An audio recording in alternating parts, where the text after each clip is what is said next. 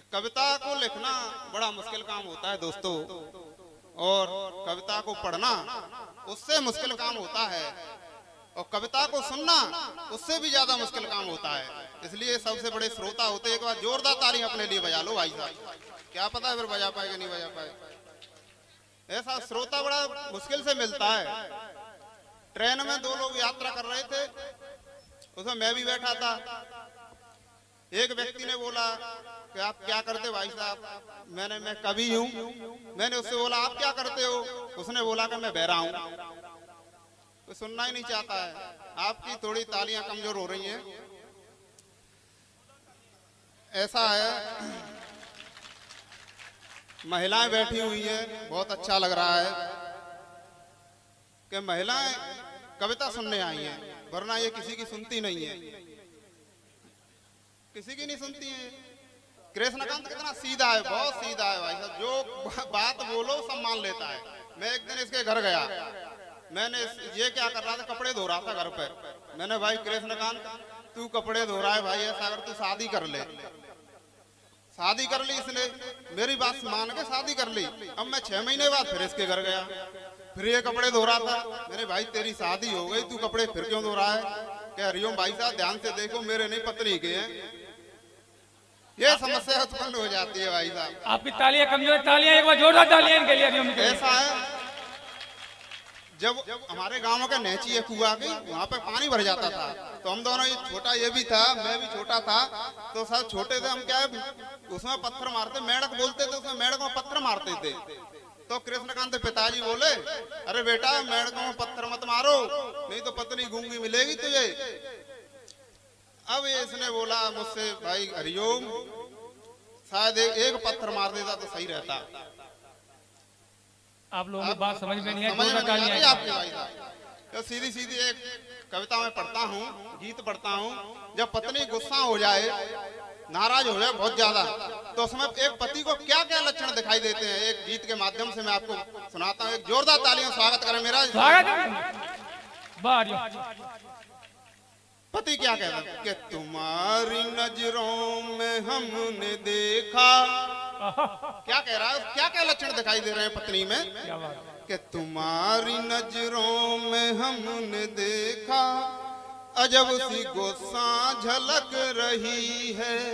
तुम्हारी नजरों में हमने देखा अजब सी गुस्सा झलक रही है, कि तुम्हारी वाणी के बोल ऐसे, तुम्हारी वाणी के बोल ऐसे जैसे कि गोली निकल रही है। तुम्हारी नजरों में हमने देखा अजब सी गुस्सा झलक रही है, तुम्हारी नजरों।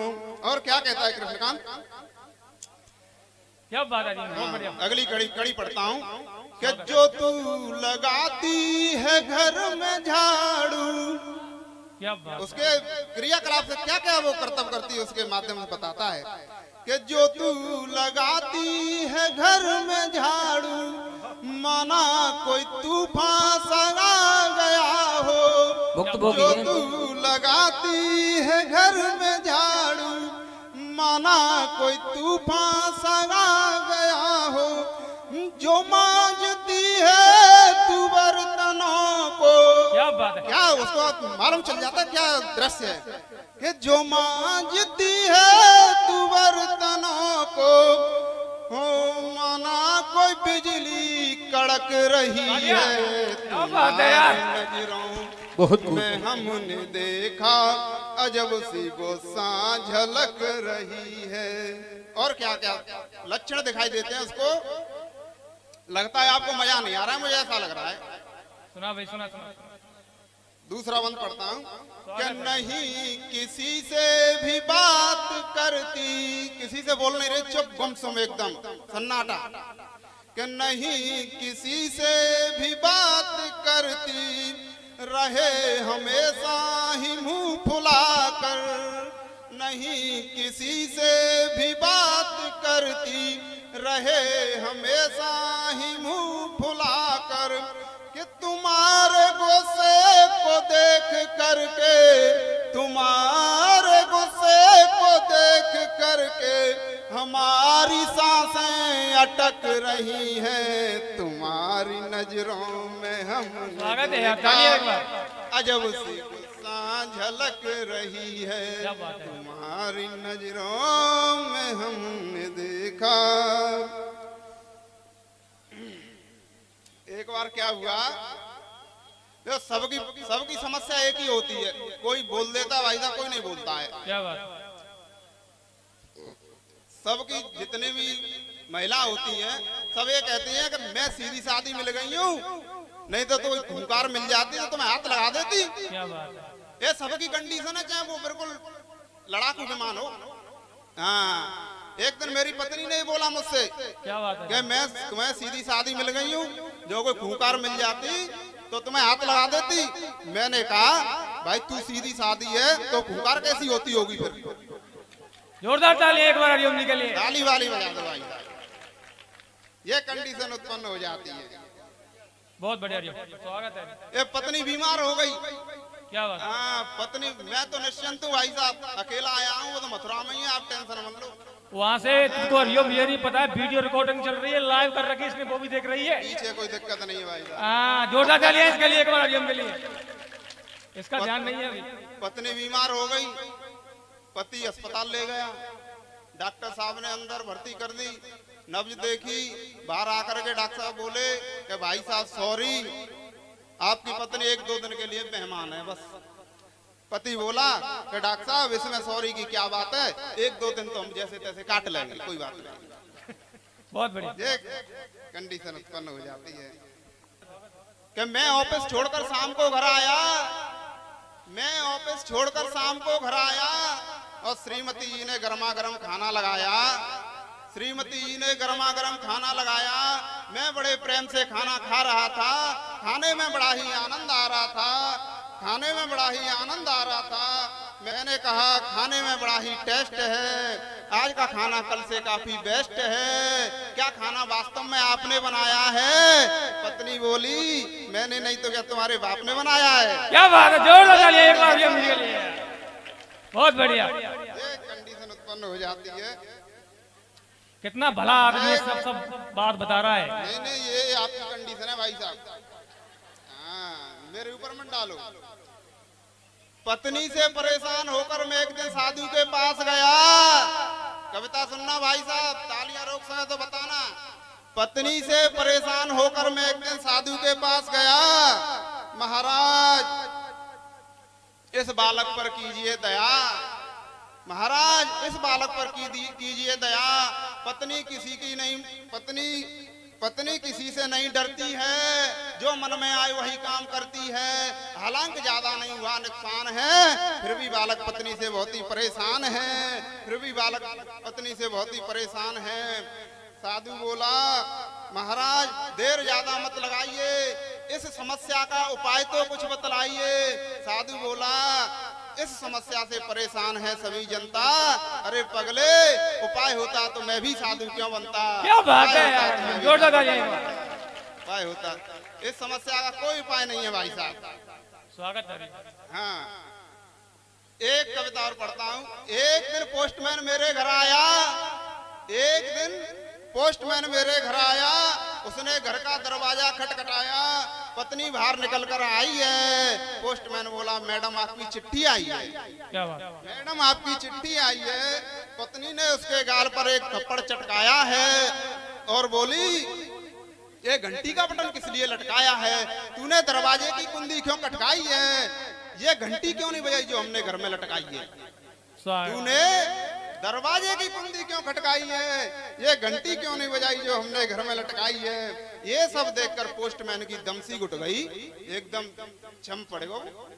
ये सब देखकर पोस्टमैन की दमसी घुट गई और पत्नी से द्वारा से पीटने जुट गई।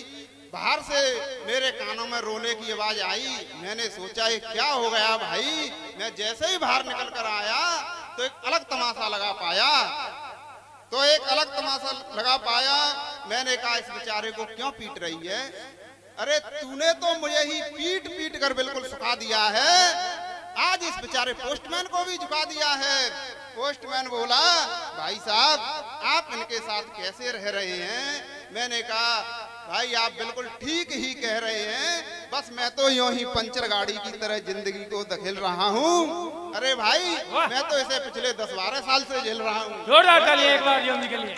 एक दिन में परेशान हो गया। क्या बात है? ये समस्या खड़ी हो जाती है कि काम करो काम करो काम करो, दिन रात हमें कुछ न कुछ काम करता रहना चाहिए, एक पल भी बैठना नहीं चाहिए हमको फालतू। कि काम करो काम करो काम करो, दिन रात एक पल काम किए बिना मत रहिए। और काम करो काम करो काम करो, दिन रात एक पल काम किए बिना मत रहिए। और चाहे सुख होवे चाहे दुख होवे घन घोर, दोनों को समान रूप से ही तुम सहिए। और चाहे सुख होवे चाहे दुख होवे घन घोर, और दोनों को समान रूप से ही तुम सहिए। और कुछ न रखा है दुनिया के इस झगड़े में, और कुछ न रखा है दुनिया के इस झगड़े में, आपस में सब हिल मिल कर रहिए। और हमको सिखाते यहाँ ऐसे वृद्ध जन सबको सवेरे उठ राम राम कहिए। सबको सवेरे उठ राम राम कहिए, सबको सवेरे उठ राम राम। एक छंद और पढ़ता हूँ। क्या बात है? जो चाणक्य बाबा ने चाणक्य नीति में कहा है, और यहाँ मैं भी कह रहा हूँ।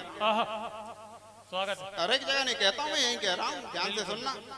तेरी पत्नी नहीं आई यहाँ पे इसलिए कह रहा है कि जहाँ पर मान सम्मान नहीं मिलता है, ऐसी जगह मित्र कभी रहना नहीं चाहिए। जहाँ पर मान सम्मान नहीं मिलता है, ऐसी जगह मित्र कभी रहना नहीं चाहिए। और सहते रहे दिन रात अपना ही अपमान, ज्यादा अपमान कभी सहना नहीं चाहिए। सहते रहे दिन रात अपना ही अपमान, ज्यादा अपमान कभी सहना नहीं चाहिए।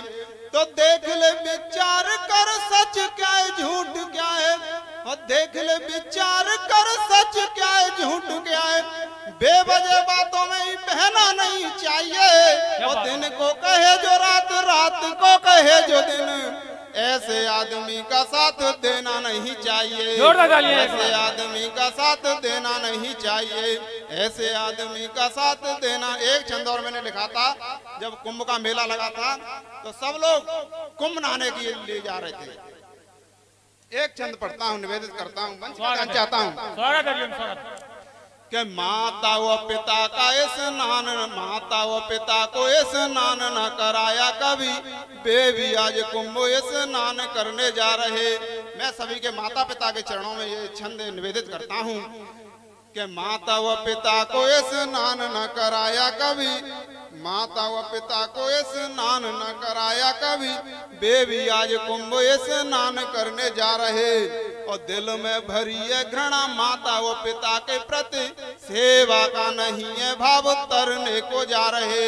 जिसके दिल में माता पिता के प्रति घृणा भरी होती है, वो ये कहता है मैं गंगा जी में जाकर के तर जाऊं, ऐसा नहीं हो सकता है। क्या बात? जो अपने माता पिता का द्रोह करता है, उनसे उनका अपमान करता है, उनसे अनादर करता है उनका, तो ऐसे को तो भगवान भी मंदिर में से निकाल देते हैं दोस्तों। क्या बात है? इसलिए हमें माता पिता की सेवा करनी चाहिए। तो जहाँ माता व पिता को स्नान न कराया कभी, बेबी आज कुंभ स्नान करने जा रहे।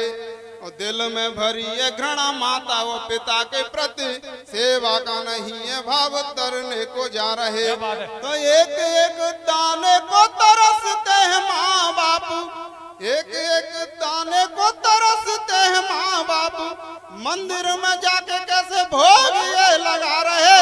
और उनको धिक्कारता है हरिओम, और उनको धिक्कारता है हरिओम बार बार। तात मात भूखे बैठे खुद खाना खा रहे, तात मात भूखे बैठे खुद खाना खा रहे। ऐसे और दान पुण्य करने से कुछ नहीं होता है। एक मुझे गीत की बड़ी गीत बोला था किसी ने, दो पंक्ति मुझे बहुत अच्छी लगी। स्वागत है। के भूखे माता पिता दुखी घर में, माता पिता दुखी घर में भूखी बैठी अम्मा, क्या बात है। और बेटा गोवर्धन की दैरो है परिक्रमा। क्या बात।